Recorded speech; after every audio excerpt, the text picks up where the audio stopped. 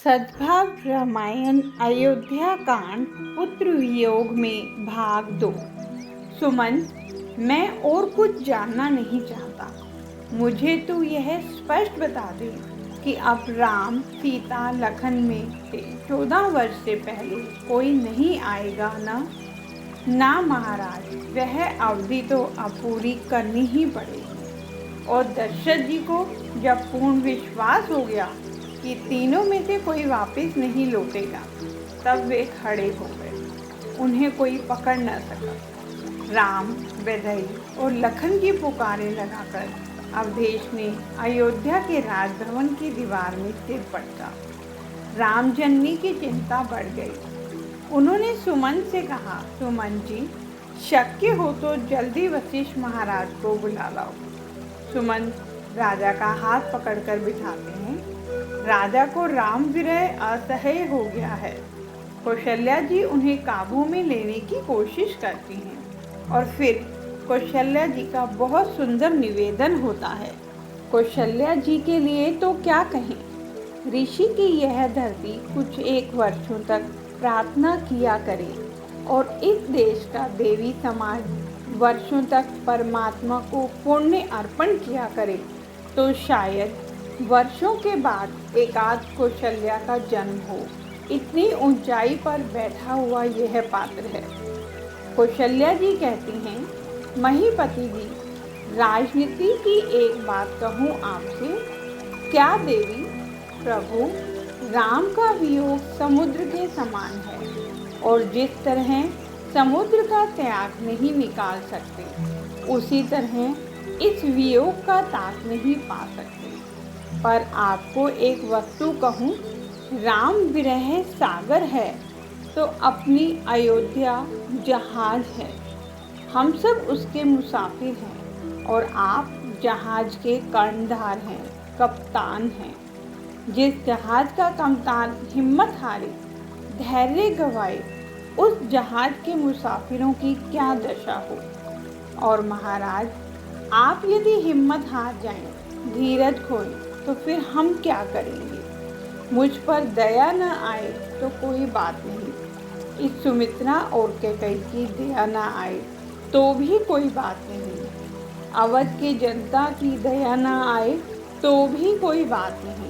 पर एक व्यक्ति के लिए भीख मांगती हूँ महाराज, भरत पर तरस खाइए। मैं भरत को कैसे समझाऊंगी? आप ही तो बताती थी कौशल्या की राममणि है और भरत दीपक है। आप ही तो कहती थी कि चाहे कैसी ही आंधी आए पर मणि बुझती नहीं। इस तरह राम को लेकर कोई सवाल नहीं उठ खड़ा होगा, पर भरत दीपक है। राम वनवास की आंधी भरत के जीवन दीप को कहीं बुझा न डाले। सो महाराज, भरत शत्रुघ्न के लिए भीख मांगती हूँ। कौशल्या जी के इस निवेदन से राजा को थोड़ी शांति हुई, पर फिर दशरथ जी बोले, कौशल्या, अब जीकर क्या करूँ? मुझे एक ही बात दुख देती है। कौन सी बात? मैंने सुबह ऐसी घोषणा की थी कि कल मैं राम को गद्दी दूंगा, और फिर दूसरे दिन की सुबह ऐसा कहा कि राम को वन में जाना होगा। फिर भी जिस पुत्र के चेहरे पर भाव न बदला, सो सूत बिछुरत गए न प्राणा। ऐसा पुत्र वन में गया और फिर भी मेरे प्राण न निकले। को पापी बड़ मोही समाना, मुझ जैसा पापी विश्व में कौन होगा।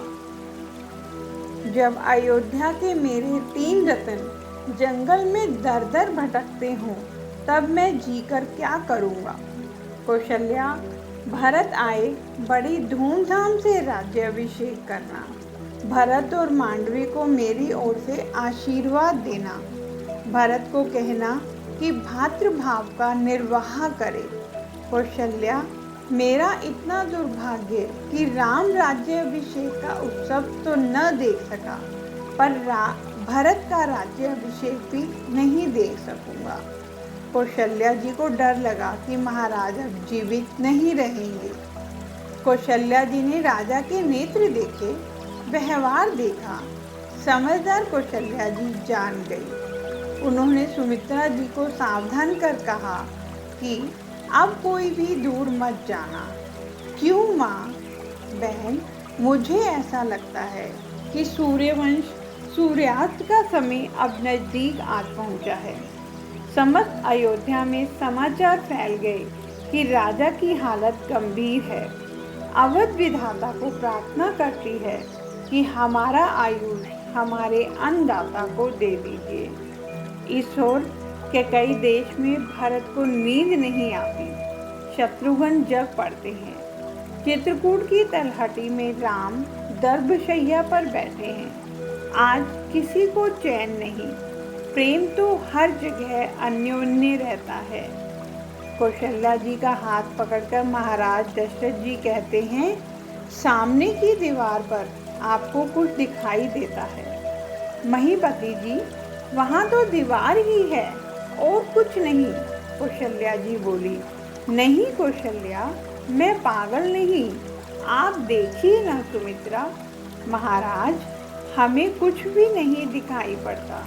आपको क्या दिखाई देता है? सुमित्रा ने कहा, मुझे सामने की दीवार पर श्रवण के माता पिता दिखाई देते हैं।